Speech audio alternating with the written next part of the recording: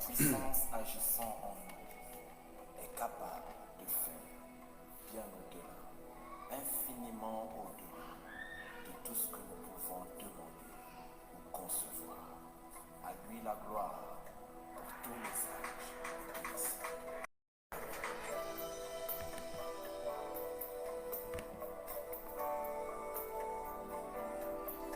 Alléluia. Shalom, shalom à tous les bien-aimés. Gloire et grâce soient rendues à l'Éternel, notre Dieu, pour ta vie. Je bénis le nom du Seigneur pour la vie du couple AS, pasteur Sébastien, évangéliste Laura. Waouh! Que l'Éternel Dieu soit glorifié. J'ai appris que dans la nuit du samedi à ce dimanche, il vous a évité le pire, qu'il vous a gardé malgré un accident terrible. Je bénis le nom du Seigneur pour vos vies, qu'il puisse prolonger vos années de vie parmi nous, au milieu de nous, vous qui êtes une source de bénédiction, une source d'édification, un enseignement en tout cas. Un témoignage vivant de la puissance et de la grâce de Dieu. Soyez bénis, soyez fortifiés. Je ne l'ai pas encore eu, pasteur Sébastien.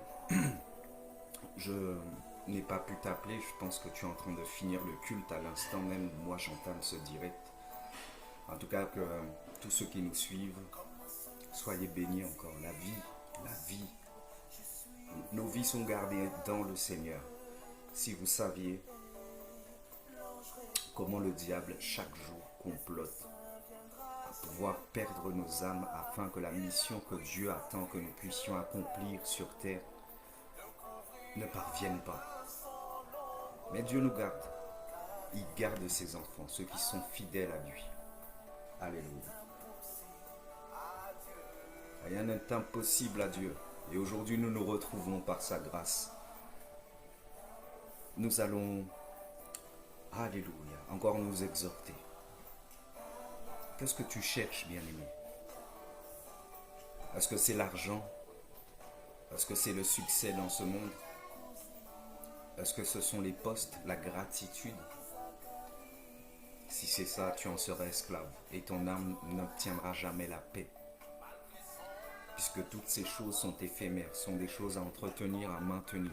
Ce que Dieu donne est solide, est véritable.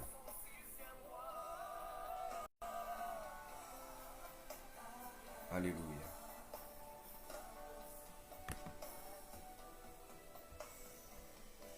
N'hésite pas à partager autour de toi. Nous partageons encore cette magnifique chanson d'adoration.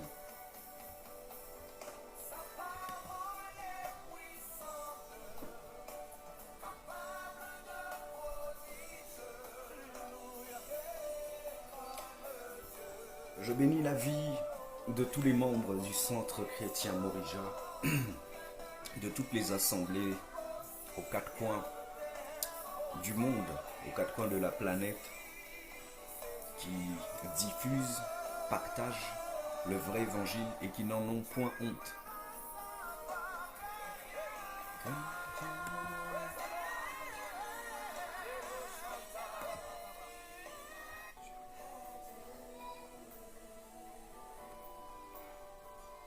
Alléluia. Nous allons rentrer dans notre petit moment de partage.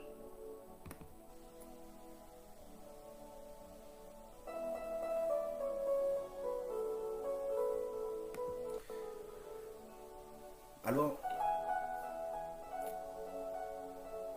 la Bible nous dit que nous devons aspirer aux choses d'en haut et non celles d'en bas. Chacun de nous, fonçons à bras le corps pour obtenir une place, une quelconque nomination ou une quelconque position dans et pour cette société. Nous voyons que nous allons à l'encontre de ce que Dieu nous demande. La question que Dieu nous posera lorsqu'il reviendra avant de laisser éclater sa colère et de juger le monde. Certains pensent que, alléluia, l'enfer n'existe pas, que le paradis n'existe pas, mais il faut que nous puissions comprendre et saisir quelque chose. Le corps physique périra, mais il y a une chose en nous qui est et sera éternelle, c'est l'âme et l'esprit de l'homme. L'homme, avant d'être quelqu'un dans cette société, doit cultiver son âme, doit élever son niveau de conscience et non d'intelligence, puisque c'est l'esprit qui donne et révèle l'intelligence. Car toute chose physique est en amont la matérialisation des choses spirituelles et invisibles. Alléluia. La terre et ce monde imparfait subissent la dualité d'un Dieu parfait, qui aime, qui accompagne et qui attend que ses enfants reconnaissent qu'il est le seul, l'unique, le véritable Dieu, puisque la dualité a commencé justement par rapport à la louange qui doit être accordée à un seul Dieu créateur du ciel et de la terre et de l'univers entier. Cependant, Satan, Lucifer, qui était l'un de ses anges, a voulu trahir et lui s'accaparer une quelconque gloire en entraînant avec lui des anges déchus. Propulsé sur la terre avec une colère ardente et terrible, il règne et il est le prince de ce monde, mais il sera jugé comme tout homme, sauf que lui, son jugement a déjà été déclaré. Dieu, dans sa confiance, dans sa foi, dans son amour, lui laisse le privilège de pouvoir tenter ses enfants. Parce que Dieu sait que son amour est plus grand. Et que ce dont ses enfants ont besoin, c'est l'amour. Ce que le diable ne donne pas et ne peut pas donner. Le diable est juste un séducteur qui tient en captivité et qui arrive à séduire dans la captivité tous ceux qui ne sont pas renouvelés dans les choses, dans la compréhension des choses de l'Esprit Saint. Et voilà combien des milliers d'âmes s'en vont et avancent chaque jour et sont déjà captives des flammes de l'enfer qui seront effectives lorsque le jugement du Dieu Tout-Puissant sera prononcé. Nous parlons de destruction de la terre, mais toutes ces choses sont écrites au préalable et ont été écrites des milliers d'années avant notre existence actuelle. Et nous voyons les prophéties se réaliser. La terre est vouée à la destruction. Non par l'homme. L'homme accentue la misère, la pauvreté, les conséquences. Mais la destruction, ce sera la colère de Dieu elle-même qui jugera tous ceux qui ont pris place pour ces valeurs divines et ceux qui ont préféré embrasser toutes les stratégies, les sectes possibles pour régner dans ce monde discriminatoire, injuste et sectaire. La guerre et le combat du bien et du mal. Alors nous, fils de la lumière, nous nous exhortons encore en ce matin. Pose-toi la question en toi-même, puisque Dieu te la posera. Que cherches-tu? L'argent, le mariage? Toutes ces choses sont des idoles. C'est par Dieu. Si nous avons Dieu, nous avons tout. C'est par amour qu'il a donné son Fils à la croix de Golgotha afin que chacun de nous ne périsse point mais qu'il obtienne la vie éternelle. Sommes-nous des êtres ingrats, non reconnaissants, insensibles, préférant le gain, la notoriété, l'orgueil, la vanité à la vérité? Nous entamons notre partage. Que Dieu nous bénisse. Est-ce que tu préfères les choses de la terre? Est-ce que tu préfères les choses du monde? Et je viens juste faire une parenthèse. Parents indignes, arrêtez d'accabler vos enfants parce qu'ils sont en échec scolaire. Dieu n'appelle pas tout le monde à pouvoir rentrer dans cette société à bras-le-corps et à avoir des diplômes. Il n'existe pas de sous-métiers. Les métiers d'artisanat existent pour ceux qui ont la maniabilité des choses manuelles. Joseph était charpentier, David était berger, C'est l'orgueil de l'homme qui aujourd'hui fait que même des enfants se retrouvent punis et se font, si on peut utiliser l'expression, on leur donne la chicotte. Parce que à l'école ça va pas, parce que l'enfant dans son esprit n'est pas fait pour ces choses. Dieu fait les hommes et permet aux hommes de vivre pour pouvoir se caler à sa volonté et accomplir leur destinée selon ses plans originels. Nous avançons. Trop de mal, trop de sang, trop de larmes qui coulent à cause de l'incrédulité de bon nombre et même de nos ancêtres pour pouvoir être, paraître et dire que selon le monde, nous sommes des personnes. Nous ne sommes pas des personnes par le monde. Nous sommes des personnes parce que le Dieu qui nous aime nous a aimés le premier. Et tant que nous ne rentrons pas dans sa volonté, nous ne pouvons pas comprendre ce qu'il accomplit, ce qu'il veut accomplir. Les œuvres du Seigneur sont contraires à celles du monde et des choses de ce monde. Ce monde rempli de séduction qui mène à la perdition. Nous avançons et nous lisons Colossiens 3, du verset 1 à 2. Je vais baisser un petit peu l'instrumental. Alléluia. Alléluia. Alors, Colossiens 3, du verset 1 à 2. Que nous dit Colossiens 1, Colossiens 3, du verset 1 à 2. Nous lisons la parole du Seigneur. Si donc vous êtes ressuscités avec Christ, cherchez les choses d'en haut, où Christ est assis à la droite de Dieu. Affectionnez-vous aux choses d'en haut et non à celles qui sont sur la terre. À tous les vantards, à tous les orgueilleux, à tous ceux qui pensent qu'ils sont des personnes accomplies avec des gros cerveaux qui ont fait du copier-coller selon la connaissance et la science du monde, repentez-vous et venez acquérir la véritable intelligence. Selon Dieu, le Créateur, et celui qui connaît toutes choses, celui qui tient la vie des hommes entre ses mains. Alléluia. Quand Dieu dirige notre attention sur un verset de sa parole, par exemple, affectionnez-vous aux choses d'en haut, ce n'est pas pour nous condamner ou pour que nous nous sentions condamnés, que nous ayons honte ni quoi que ce soit. C'est pour nous convaincre que nous avons besoin de lui. Il n'y a pas plus sot dans ce monde que celui qui pense qu'il peut avancer et faire les choses sans Dieu. Malheur à lui, car la finalité et les conséquences seront terribles. Notre être naturel nous pousse exactement à dire le contraire de ce que nous ayons et de ce que nous avons besoin de Dieu. Certes, Dieu nous a fait le peu inférieur à lui, mais qui nous a fait le peu inférieur? C'est lui qui nous a fait le peu inférieur à lui. Donc lorsque nous disons que nous sommes des dieux ou des demi-dieux, n'oublions pas qu'il y a une source à ce que nous sommes. Et sans cette source, nous ne pourrons et nous ne pouvons pas être ni faire quoi que ce soit. C'est ça qui nous garde dans une certaine humilité. C'est ça aussi qui nous donne ce regard de gratitude par rapport aux personnes qui nous entourent. Peu importe leur secte, leur âge, tout ce que nous voulons, c'est qu'ils ne périssent pas et qu'ils reçoivent de ce que nous avons compris. C'est ça l'intelligence.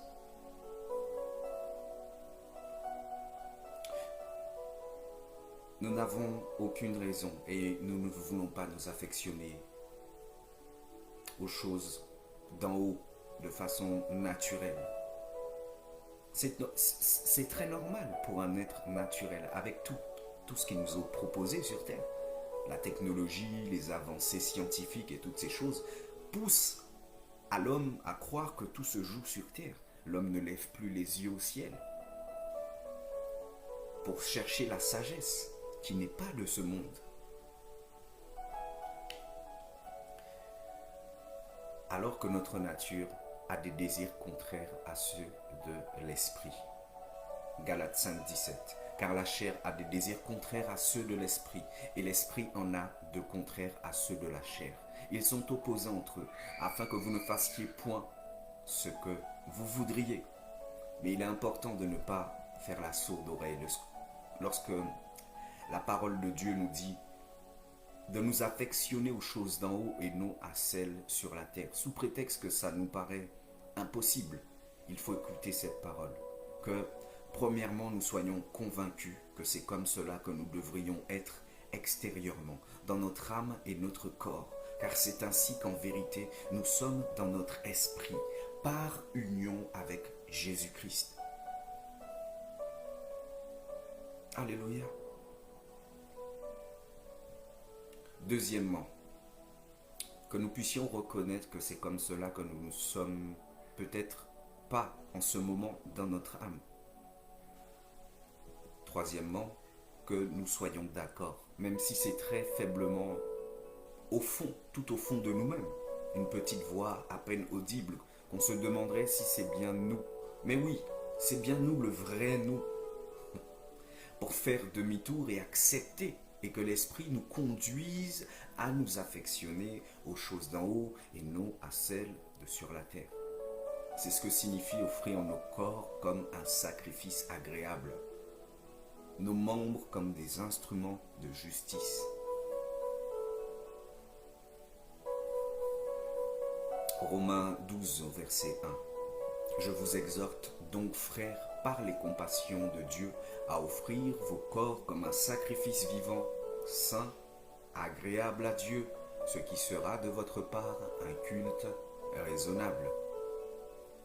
Donnez-vous vous-même à Dieu, comme étant vivants de mort que vous étiez, et offrez à Dieu vos membres comme des instruments de justice. Romains 6, verset 13. Puis, quatrièmement, que nous revenions à la case humiliation, du fait que nous n'avons peut-être même pas envie de nous affectionner aux choses d'en haut, et que nous préférons de loin, et tout particulièrement, cette chose-ci, ou cette chose-là de la terre, cette habitude-là du monde. C'est le sens de se sentir, sa misère, et s'humilier devant Dieu, afin qu'il puisse nous élever au temps convenable. Nous restons dans les Écritures, Jacques 4, du verset 9 à 10. Sentez votre misère, soyez dans le deuil et dans les larmes, que votre rire se change en deuil et votre joie en tristesse. Humiliez-vous devant le Seigneur et il vous élèvera.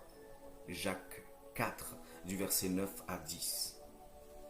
Enfin, cinquièmement, de pouvoir supplier ou demander, si nous n'en sommes pas là, la grâce de Dieu, l'action du Sauveur en nous, les effets de la promesse, le pouvoir transformateur de la nouvelle alliance dont le Seigneur nous a peut-être donné un avant-goût dans les toutes premières semaines qui ont suivi notre alliance. Le premier amour. C'est la démarche intérieure qui explique le Saint-Esprit. Quand il dit par l'épître de Jacques, sentez votre misère, soyez dans le deuil, cela peut se répéter plusieurs fois par jour. C'est comme cela qu'on travaille à son salut. À aucun moment on doit se condamner, se dire « Oh, quel mauvais chrétien je suis ». Cette expression ne veut rien dire. Être chrétien, c'est avoir Christ en soi. On l'a ou on ne l'a pas. On est chrétien ou on ne l'est pas. Il n'y a pas de bon ou de mauvais chrétiens, à part les charlatans, les loups qui sont déguisés en brebis. Alléluia, qui utilisent les deux camps, les ténèbres et la lumière. Bref, on s'est compris et on se comprend. Tout est question de processus avec l'Esprit Saint, petit à petit, petit à petit. Avant de pouvoir te sanctifier, tu dois d'abord avoir un cœur qui a reçu la réelle nouvelle naissance. Et ensuite, tu commences à marcher pour et dans la sanctification. Tout est question de processus. C'est un processus. Se laisser conduire par l'Esprit qui accomplit et accomplira l'œuvre de façon parfaite. Si quelqu'un n'a pas l'Esprit de Christ, il ne lui appartient pas, nous dit Romains 8 au verset 9.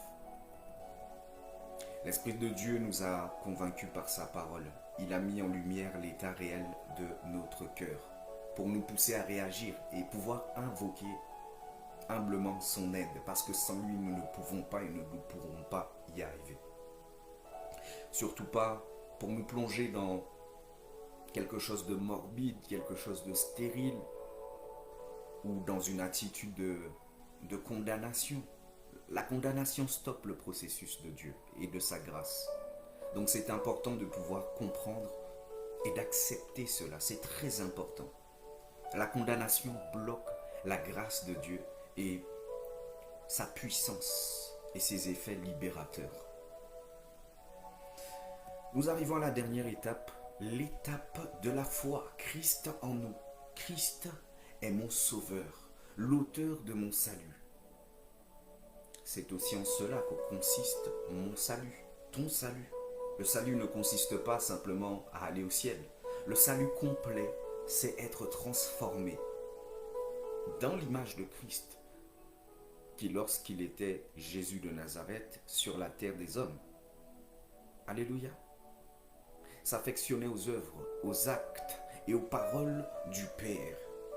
Alléluia, aux choses d'en haut.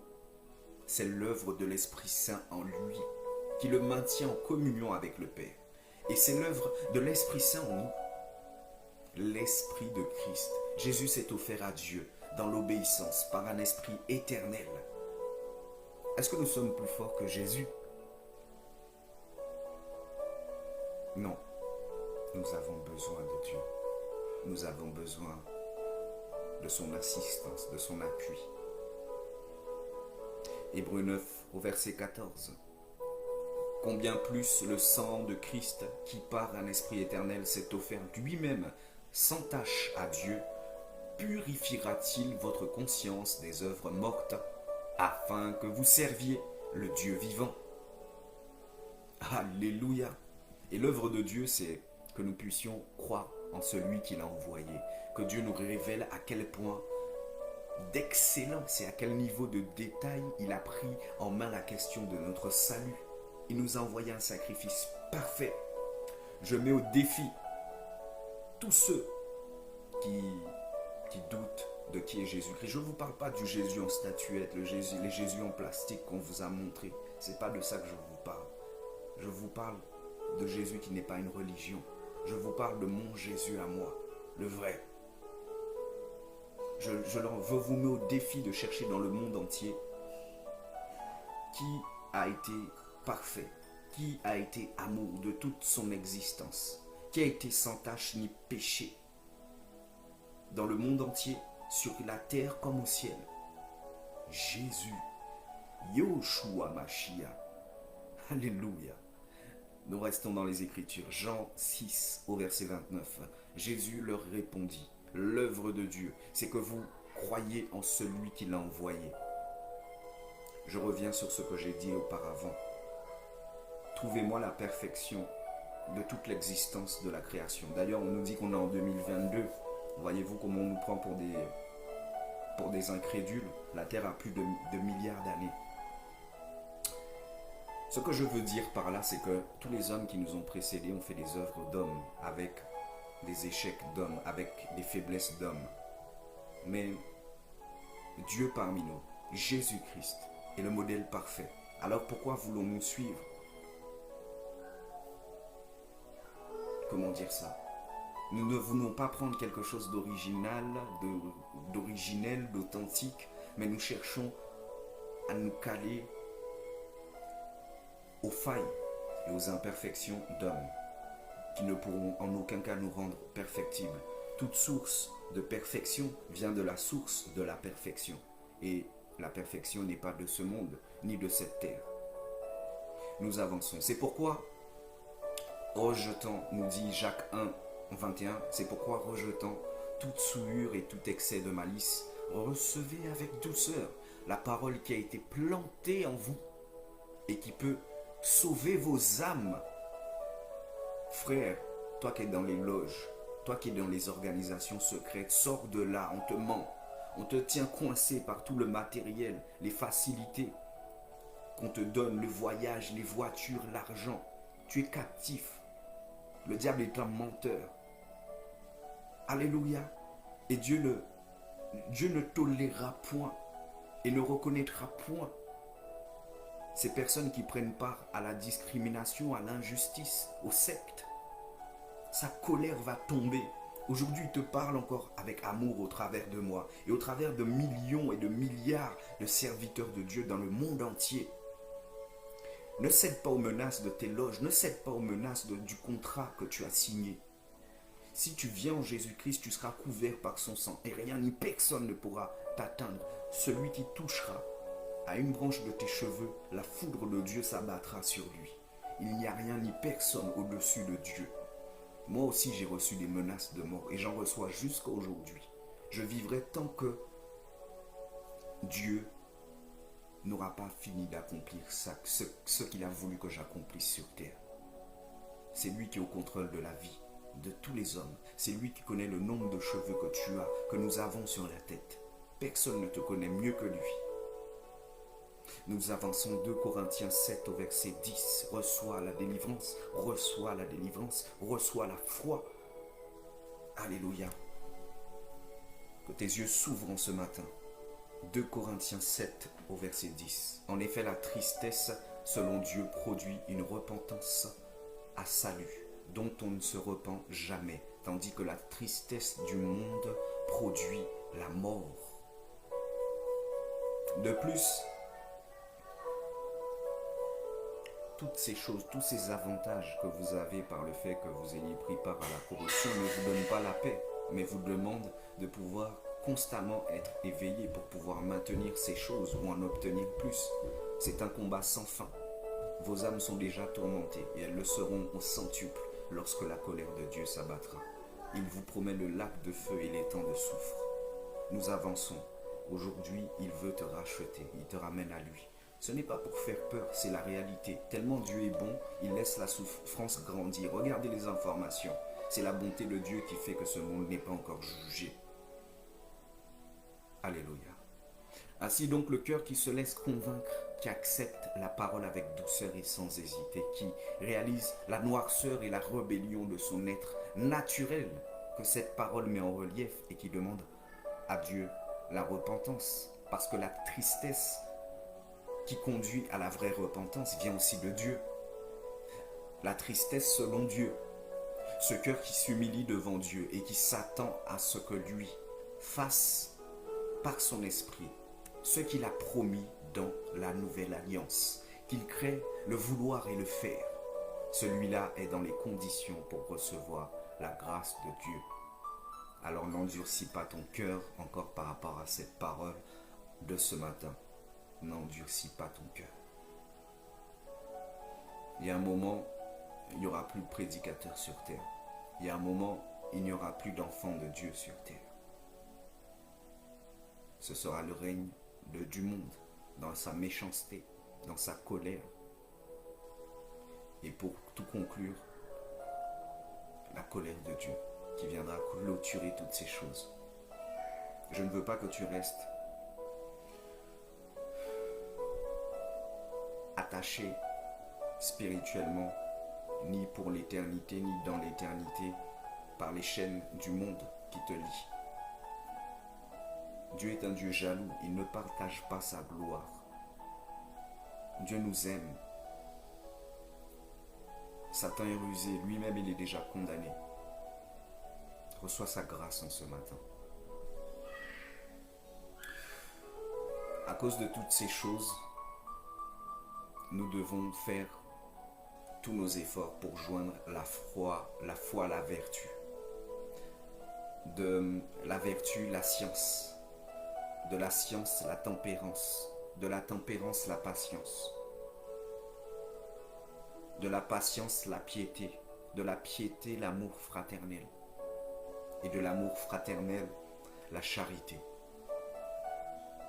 Le monde n'enseigne pas ça. 1 Pierre 1, versets 5 à 8. Car si ces choses sont en vous, et y sont avec abondance. Elles ne vous laisseront point oisifs ni stériles pour la connaissance de notre Seigneur Jésus-Christ. Alléluia. Pour voir sa vie transformée et être témoin de ces choses avec émerveillement, au changement intérieur que lui est capable de faire de façon naturelle, progressive ou de façon soudaine en tant qu'enfant de Dieu. De progrès en progrès, nous devons nous affectionner aux choses d'en haut. Alléluia. Alléluia. Dieu t'aime tellement. Dieu nous aime tellement. Reçois cette parole encore aujourd'hui. N'hésite pas à partager autour de toi. Que Dieu nous bénisse. C'était votre frère, votre serviteur, votre bien-aimé, Johan. Je vous dis shalom, à très bientôt.